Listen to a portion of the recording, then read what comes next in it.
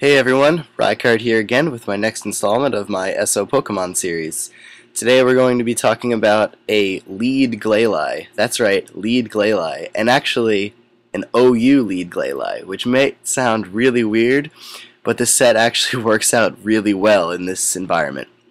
So first off, Glalie is a fairly strange Pokemon because it doesn't really have any strengths, but it also doesn't have any weaknesses, and I guess in today's metagame, that doesn't really work out to being like an average Pokemon. It just doesn't work out to be a good Pokemon at all in most senses, which is why it's an NU tier.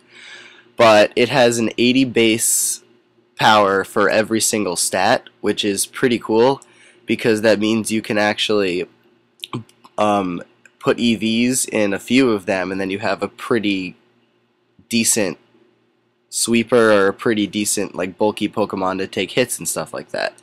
But this one has a actually very odd EV spread, but it works out to being one of the perfect leads for an OU battle, which will sound really weird, but here we go. This is what the EV spread looks like. First off, this Glalie is a timid nature, meaning that it has increased speed and decreased attack.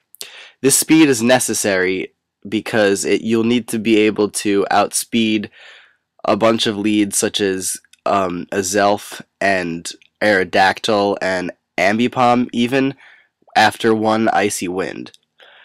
Its ability Inner Focus works out really well for leads that like to lead off with a Fake Out, such as Ambipom again, because you won't flinch, so it's basically you just take damage and it's as if it used a regular move.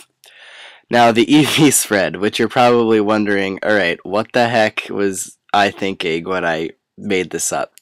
But it actually works out really well, as I said before. 8 HP, 52 defense, 200 speed, 200 special attack, and 44 special defense. Now, the reasoning behind this focuses around the ability Icy Wind, which is an ice move, a special ice move that lowers your speed by lowers your opponent's speed by one stage when it hits. Now, with 200 speed and Intimidature, you have a speed of around 270. Against really fast leads such as Aerodactyl, after one Icy Wind, you will be able to outspeed it on the next turn because it'll lower it to, I think, around 262. So having this 200 speed, or having the 200 speed EVs helps out a lot in getting an edge on the opponent in a lead Pokemon environment. Now, the 200 special attack is used to be able to take out a Aerodactyl in 2 hits with Icy Wind and a Swampert in 2 hits with Hidden Power Grass. So those are 2 really common leads right there that can be taken out by this simple Pokemon. Because one thing, or this not even used Pokemon, because often if a Aerodactyl sees a Glalie, it's going to think, oh, it's going to use spikes, so I'll taunt it. If you use Icy Wind instead of taunt, you pretty much took out half of its HP, and now you can move before it on the next turn. So that's pretty much a dead Pokemon right there. Now with Swampert, it likes to use Stealth Rocks first. Hidden Power Grass will do, I think, around 60%, according to a damage calculation I ran. And so that's pretty much a switch on their part because they'll notice that, oh crap, he's packing the Hidden Power Grass. So they'll want to switch out, and that's where you use spikes to create the entry hazard. Now, the reasoning for the defense EVs and the 8 HP is so that if, say, the Aerodactyl you are fighting against happens to know your strategy and doesn't use taunt and instead goes for a Rock Slide, which, according to the Smogon set, is what lead Aerodactyl's pack over Stone Edge usually. You'll be able to take the Rock Slide easily with this. I mean, I think it'll do around 80%, but you'll be able to live it without a doubt. So that's what the 56 defense EVs. Now for the 44 special defense EVs, That will actually allow you to survive a fire blast from a lead Azelf, but it's only, I mean, you'll only really survive it if it does minimum damage, so I don't know if you want to risk that, but you can. It is possible to survive something like that. Now, for the item, it's really up to you which one you want to use. Lumberry is used for leads that like to inflict status such as sleep, so like a lead Smeargle, which is obviously going to use Spore in most cases. I mean, you can have the Lumberry and you'll heal. I mean, you'll heal yourself of the sleep if the Smeargle is faster than you.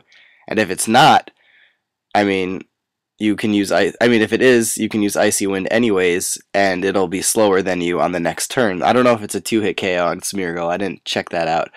But either way, it's depends on whether you're more concerned about getting a status, or I mean your lead getting a status such as sleep, or you want Glalie to survive. Because there's a lot of suicide leads, such as, I guess, Azelf and Metagross, which like to explode after they set up Stealth Rocks.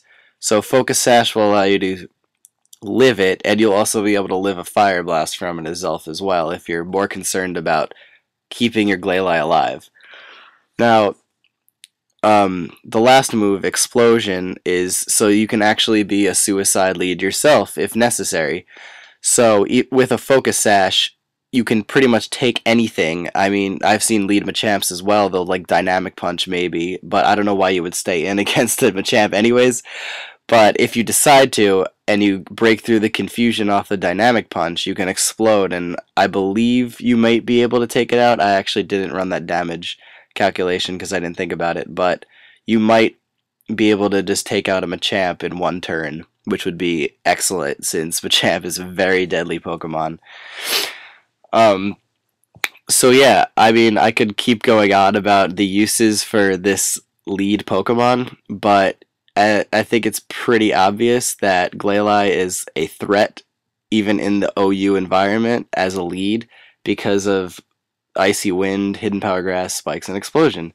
And I mean, it's pretty unexpected considering, I mean, I mostly see Aerodactyl or Swampert nowadays. I think less than before, but I still see them the most. So you'll be able to take out 2 common leads. You'll be able to set up entry hazards. You'll be able to explode on a Pokemon that could potentially be a threat later on. And you can live explosions if you're packing Focus Sash. You can